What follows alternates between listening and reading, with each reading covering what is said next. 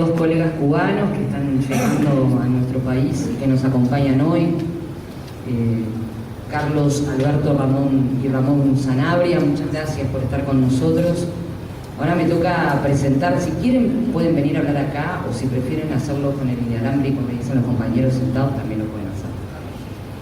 A mi compañera y mi amiga Daina Rodríguez, periodista, conductora, trabaja en radio desde el año 1980, después de 10 años como coordinadora de programación, justamente en X30, en la radio, condujo programas en Radio Sarandí, en Nuevo Tiempo, en El Espectador, fue coordinadora y conductora del Noticiero Central de TV Libre.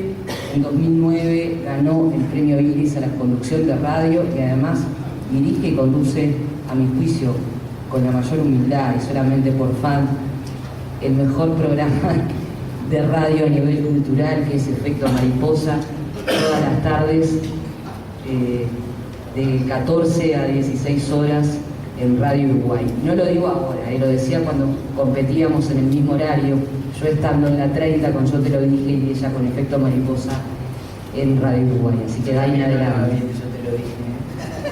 Eso hablaba bien de Yo Te Lo Dije. Gracias, Alejandra. Bueno, yo me traje unos apuntes, porque cuando me invitan a hablar de Germán Araujo son tantas las cosas que uno quiere decir que tuve que elegir algunas. Seguramente no voy a tener el tiempo de decir todo lo que quisiera decir. En primer lugar, el agradecimiento a los compañeros de la Asociación de la Prensa, a los periodistas, a los colegas, por haber pensado en mí para esta noche. Y quiero, antes que nada, advertir a los presentes que no voy a ser objetiva. No puedo hacerlo tratándose de Germán. La culpa de que yo entrara a trabajar en la radio, cuando pensaba que iba a ser una arquitecta en algún momento, era un estudiante, tenía menos de 20 años, y lo que en ese momento apareció fue la oportunidad de trabajar en un lugar lleno de gente que yo admiraba como oyente y que me permitía estudiar, además. La culpa la tuvo él, este señor que está ahí de bigotes en la punta, porque pidió que yo fuera productora, colaboradora en su programa Última Edición. No importa, digamos, hace muchos años, yo era una chiquilina, éramos flaquitos además en ese momento, y había participado, bueno, como oyente en unas mesas redondas que se hicieron sobre una película, en fin. Y un día me dijo Jorge, Germán quiere hablar contigo, y me propuso trabajar en la radio. Para mí fue una maravilla.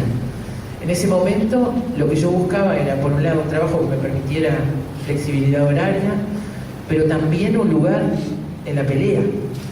Un lugar en la pelea que yo no tenía, como no teníamos muchos de los que éramos muy chicos cuando este país fue avasallado por el poder militar, por el poder cívico-militar.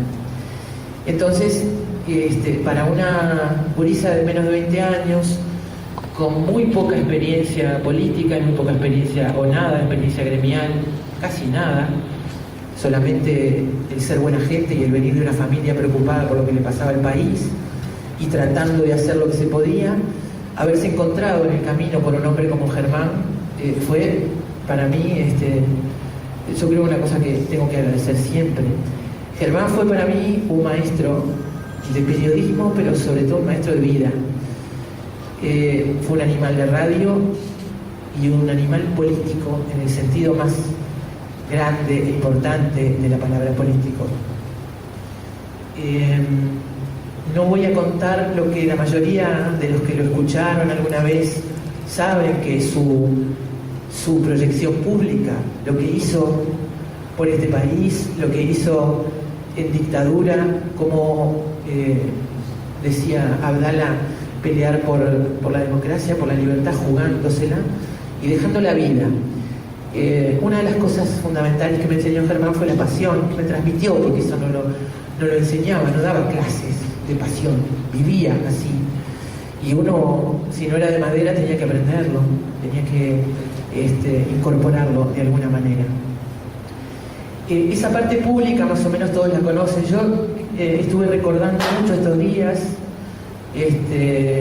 algunas cosas que tienen que ver con la parte más privada, no privada, pero la parte más de trabajo cotidiano, las cosas cotidianas.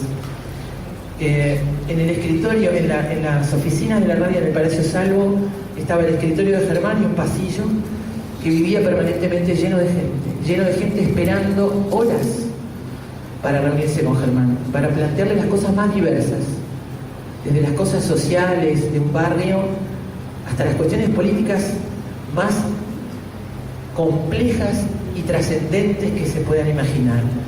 En esas oficinas, en esa oficina de Germán, nacieron muchas de las cosas, de las estrategias políticas que vivió este país. En esos sillones de la sala de espera, del pasillo de espera de la radio, mientras nosotros trabajábamos y corríamos de un lado para otro, yo vi allí a muchos vecinos esperando para ser atendidos, para plantear un problema.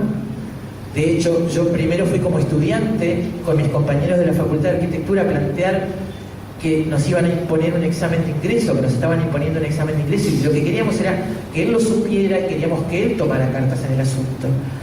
Muchos uruguayos le pedían que tomara cartas en asuntos diversos. En esos pasillos yo vi dirigentes políticos jóvenes y veteranos de todos los partidos, elaborando con él, reuniéndose con él, al punto que muchas veces nosotros, los trabajadores de la radio, yo principalmente, nos enojábamos porque nos dejaba poco tiempo para trabajar, para hablar de la radio, queríamos consultar cosas, queríamos reunión, queríamos trabajo, y Germán estaba dedicado la mayor parte del día a eso. Siempre había gente tratando de hablar con él. Los recuerdos más lindos que uno puede tener, quizás, además de las grandes cosas que hizo la radio y en las que afortunadamente pude participar como un miembro más, eran en los momentos en los que de pronto más tarde, en la noche, tardecita, la noche, los que estábamos en la radio podíamos tener un rato para tomar unos mates y escuchar y hablar y consultar cosas y reflexionar con Germán. Yo decía que era un animal de radio y un animal político en el sentido más amplio, en el sentido griego del término, ¿no? El integrante de la polis, y eso se veía en la radio todo el tiempo. Quiero quedarme con el Germán de la Resistencia, que fue el que me parece que todo el mundo recuerda igual.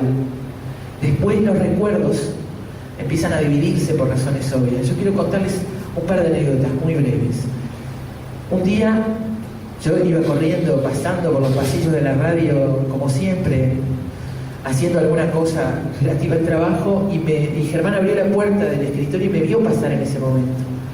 Y me pidió que entrara. En ese momento estaban en la oficina de Germán, era una tarde, estaba Jaime Pérez y había otros dirigentes políticos. Creo que estaba Leopoldo Bruera también y algún otro dirigente político que no recuerdo. Eran 4 por lo menos. Yo no tenía idea de lo que estaba pasando en esa oficina. Y Germán me pidió que entrara y me preguntó: ¿qué opinás de que yo integre una lista política, integre una lista partidaria para ir a dar la pelea desde el Senado? Y yo le dije: me parece una macana. Ojo, no quiero que nadie crea, por si a alguno se le ocurre la idea de que Germán me consultaba a mí algo en la vida, ¿no? No sé si le consultaba algo a alguien alguna vez, pero seguro a mí no. Él tenía, yo era, repito, muy joven, muy inexperiente, tenía un recurso que usaba mucho, y conmigo usó y abusó de ese recurso, que era testear cosas con gente que él consideraba que estaba como por fuera de las discusiones, como incontaminada en muchas cosas, y que podía ser capaz de decirle lo que pensaba. Y yo, corriendo riesgos, porque si Germán se enojaba con alguien era difícil de aguantar, le dije lo que pensaba. Me preguntó por qué. ¿Por qué te parece que no, que está mal, que sería una macana? Y yo dije: me parece que hoy por hoy vos representás a muchísima gente. De hecho, creo que a muchos de mis compañeros les habrá pasado lo mismo. En distintas etapas, dirigentes de distintos partidos nos preguntaban: che, Germán es blanco, che, Germán es colorado, ¿no? No, me parece que es comunista, ¿no? Que es esto, que lo otro. Y claramente uno podía averiguar exactamente, saber que Germán era un hombre de izquierda, aunque había nacido en la Unión Cívica, pero su vocación además y su formación juvenil profundamente cristiana también le daba esa cosa revolucionaria que tuvo. Lo que yo le dije rápidamente es que me parecía que eso iba a restringir mucho su capacidad de acción, que la radio era una herramienta fundamental para el Uruguay, que lo había sido todos esos años, y que eso lo iba a achicar, que necesariamente iba a achicar su espectro de posibilidades, independientemente de lo que él pensara. Me parecía que no era un buen lugar para él, de verdad, se lo dije, le dije lo que pensaba. Y en ese momento Germán hizo un gesto, miró a los que estaban con él, no le dijo nada, pero fue un gesto como de miedo. Gracias, te puedo decir. Cerré la puerta y me fui. Eso fue todo. La historia después es conocida. Esa historia tiene en la otra punta del paréntesis, una noche terrible, que fue la noche del desafuero de Germán. Seguramente hay gente joven que no lo vivió, quizá lo haya leído, pero cuesta recordar. Mucha de la gente que yo había visto en aquel pasillo generando concertaciones políticas y estrategias, como por ejemplo, no sé, por decir algo, el regreso de los niños del exilio, o la concertación programática, o no sé, en fin, muchas cosas, la Comisión de Ciudadanos por el Voto en Blanco, tantas cosas que nacieron o crecieron, fermentaron en ese escritorio. Mucha de esa gente votó por expulsar a Germán Araujo del Senado. Esa noche yo estaba, como tantas otras, si había una transmisión de la radio, mi lugar estaba con el operador en la cabina de transmisión. Después de haber armado una programación, había que dirigir aquello, sale fulano, sale mengano, ahora ponemos esto, ahora ponemos lo otro, en fin. Cosas que aprendí haciéndolas, que no había ido de ningún lado. Esa noche yo estaba ahí con el operador, obviamente escuchando lo que venía, el audio que venía del Parlamento, y no podía creer, yo no podía creer lo que iba pasando. Cuando el último voto, yo los iba contando, sabía cuántos eran, el último discurso y el último voto selló esa infamia, yo me quebré. Me parecía que se había terminado todo. Tenía una sensación de derrota terrible, terrible. Y quiero recordar, voy a ayudarme con la lectura de un fragmento de lo que el propio Germán dijo esa noche. Elegí un fragmento muy desagradable, pero que me parece necesario. Germán se estaba refiriendo a sí mismo y decía: se refieren a este senador que nunca vino al Senado a llorar o quejarse. Se le ha dicho, y lo voy a repetir para que conste en la versión taquigráfica, lo siguiente: senador parlante, esto es lo más chico, de dudoso pasado, obsecuente de los militares, aprendiz de brujo, llanero solitario, lacras personales que tenemos en nuestras cámaras, cachondea con los militares, el dueño de una UART, corresponsal de Paulós, carta lustrabotas a Paulós, el mini senador, el payaso, el caballo de Troya, la majuga, el rabio senador, el cobarde, traidor y atrevido, dice pavadas y estupideces, es irresponsable, se desconoce toda autoridad moral, terrorista de la expresión, truán político, engordó mientras ayunaba, ex bolichero, prédica salvaje, actitud canallesca. Esto está extraído de las actas, fue lo que dijo el propio Germán esa noche, hablando de lo que se había dicho hasta ese momento de él. Esto era para mí muy intolerable. Yo tenía y tengo una gran admiración y sobre todo un gran cariño, profundísimo cariño por una persona a la que respeto, admiro y quiero, como se puede creer, a un padre. Entonces me fui, no aguanté más, y me fui a llorar sola, escondida, sin decirle nada a nadie, en el único lugar donde no había gente, ese escritorio de Germán, vacío, y sin prender la luz me quedé allí y me puse a llorar. Pasó un rato, yo no sabía lo que estaba pasando afuera, ni me importaba, me sentía muy mal, y abrió la puerta un compañero, el gordo Juanjo, y me dice: venga, ¿qué es este? Te busca Germán, quiere hablar contigo. Digo: ¿conmigo? ¿Qué quería hablar conmigo. No, vení a la cabina, está llamando por teléfono. Entonces atiendo, hola. Me dice, ¿qué pasa? ¿Estás llorando? Bueno, sí, no importa, le dije yo. ¿Qué querés? ¿Qué pasa? Entonces me dice, mirá, dice, yo te voy a decir una cosa, este no es momento de llorar. Este es momento de pelear para transformar las derrotas en victorias. Es el momento donde hay que estar más fuerte. Así que ahora lo que tenés que hacer es pasar a las 11 de la noche el discurso de Rodríguez Camuso, a tal hora, a tal otro, agarrar un fragmento de mi discurso de las 3:30 de la tarde, no sé, que era una máquina de dar órdenes sobre lo que había que hacer con la radio en ese momento. Eso era muy habitual en él en situaciones normales, ¿no? El hombre que estaba siempre arengando, que ponía la vara altísima, altísima, era muy difícil lograr complacerlo. Y yo siempre cuento que alguna vez, cuando me rezongaba y mucho, yo me quejaba que, bueno, pero pará un poquito, ¿no? Por favor, me dijo, yo me enojo, me decía siempre, yo me enojo solamente con la gente de la que espero algo, con la gente de la que respeto, con la gente de la que espero cosas, con la gente que quiero. Y yo, esa primera vez que me lo dijo, le dije, eso, me querés montones, digo, porque la verdad, era muy difícil lograr estar a la altura de lo que le exigía de los demás. Pero a la vez, era un hombre que ese detalle, ese momento de llamarme a mí, cuando podía haberle dado la instrucción a cualquier otro compañero, en su momento no lo advertí. Él, en esa misma llamada me dijo, después vamos a hablar. Y sí tuvimos después una conversación muy larga, donde me explicó que la política era otra cosa, que uno no podía decir, se tomaba la política como una cuestión personal, estaba destinado al fracaso, y que con gente que se tomaba la política como una cuestión personal, los barcos no llegaban a puerto. Tuvimos una larguísima conversación que siempre recuerdo mucho y que me ayudó muchísimo. Hoy, y porque además este compañero que fue a golpearme la puerta me dijo en ese momento, Germán, ¿por qué? Porque me conocía, porque sabía de mis debilidades, no era la primera vez que se preocupaba por cómo yo estaba con respecto a muchas cosas. Esa medida que usaba conmigo la usó muchas veces para preguntarme sobre cuestiones políticas, sobre cuestiones internas de la radio, pero no por mí, repito, no fui asesora de Germán para nada. Era una manera de él de testear cosas. Me decía, ¿vos te desilusiona tal cosa? ¿Te desilusiona esto que pasó acá en la radio? Con el gran interés lo decía. Y aparte de eso, un hombre muy